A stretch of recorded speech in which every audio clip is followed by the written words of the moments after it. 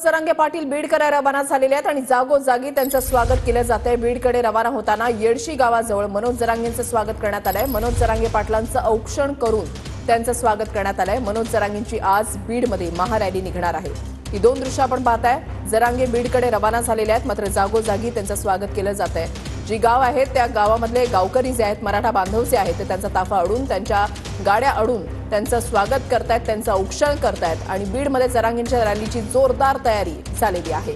दत्ता कनवटे आमचे प्रतिनिधी आमच्या सोबत आहेत। दत्ता, रॅलीला किती वाजता सुरुवात होणार आहे? कारण मनोज जरांगे पाटील बीडकडे येण्यासाठी रवाना झालेत, मात्र जागोजागी त्यांचं स्वागत केलं जात आहे, औक्षण केलं जात आहे।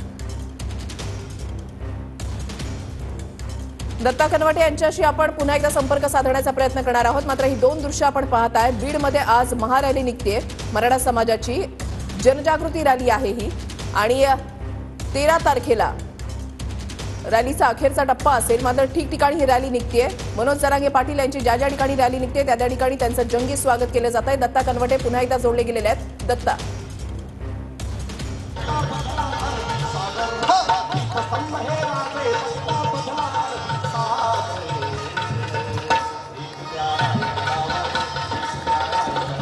बीडमध्ये जरांगेंच्या रॅलीची जोरदार तयारी करण्यात आलेली आहे आणि मराठा बांधव मोठ्या संख्येने या ठिकाणी उपस्थित आहेत। दत्ता कनवटे आमचे प्रतिनिधी आपल्यासोबत जोडले गेलेले आहेत। दत्ता, कशा पद्धतीने रॅलीची तयारी करण्यात आली आहे? नक्कीच मनोज जरांगे यांच्या शांतता रॅलीची बीड शहरामध्ये जय्यत तयारी करण्यात आलेली आहे। बीड शहरातल्या डॉक्टर बाबासाहेब आंबेडकर यांच्या पुतळ्यापासून ही रॅली निघणार आहे।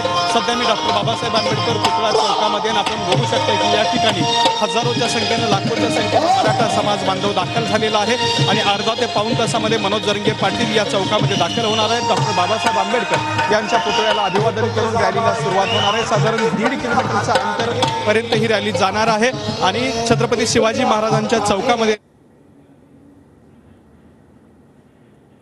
बाबासाहेब आंबेडकर पुतळ्याच्या समोर असलेला हा जो परिसर जर आपण बघितला तर गर्दीने फुल्ल भरून गेलेला आहे। सगळीकडे भगवं वादळ आले का अशा स्वरूपाचं चित्र या ठिकाणी निर्माण झालेलं आहे। अजूनही मोठ्या संख्येनं ग्रामीण भागातून लोक या ठिकाणी येत आहेत आणि मोठ्या संख्येने गर्दी सुद्धा होत असताना आपल्याला पाहायला मिळते।